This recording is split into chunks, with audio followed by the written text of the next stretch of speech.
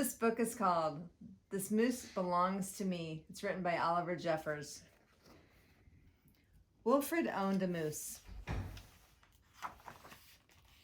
He hadn't always owned a moose. The moose came to him a while ago, and he just knew that it was meant to be his.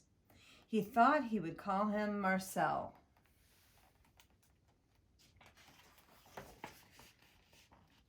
He began following Marcel, explaining the rules of how to be a good pet. Much of the time, it seemed as though the moose wasn't listening, but Wilfred knew that he was, mostly because he followed rule number 4 very well, not making too much noise while Wilfred played his record collection.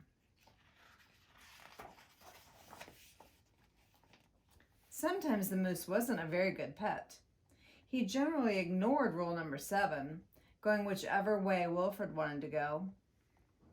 The moose had a very good sense of direction, and Wilfred did not.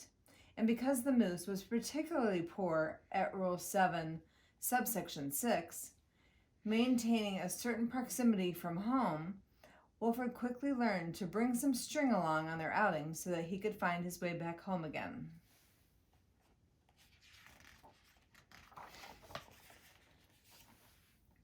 Sometimes the moose was an excellent pet. He had no trouble with rule number 11, providing shelter from the rain.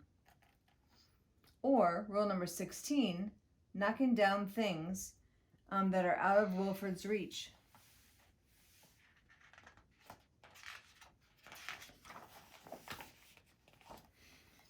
One day, as Wilfred discussed their plans for the coming year on a particularly long walk, he made a terrible discovery.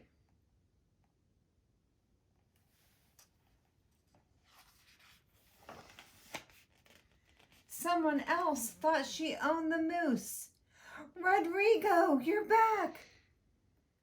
Wilfred was dumbstruck. This moose was Marcel, not Rodrigo. Wilfred thought it only proper that he correct her. This moose belongs to me, he explained.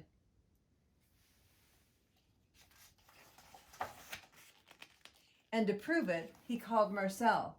Heel, heel. But the moose did not respond. He seemed more interested in that old lady.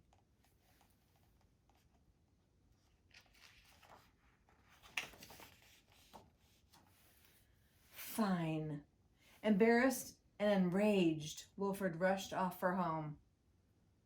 But in his haste, and miles from anywhere, he tripped over his own string and got tangled up.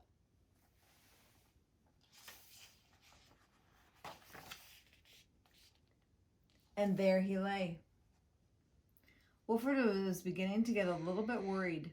It was getting late, and the monsters would be out soon.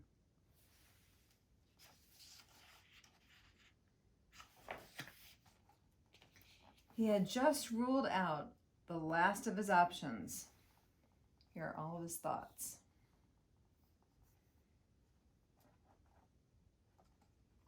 When along came the moose.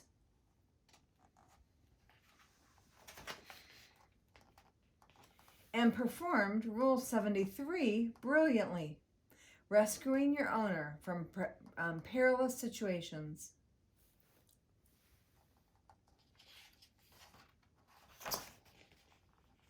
All was forgiven, and perhaps Wilfred admitted that he'd never really owned the moose anyway.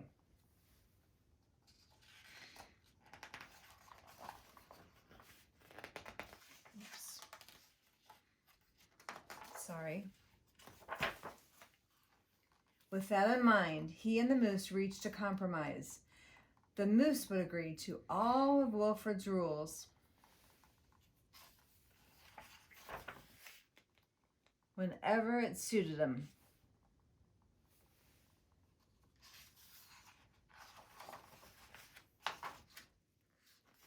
Dominic, you're back, and you brought me an apple.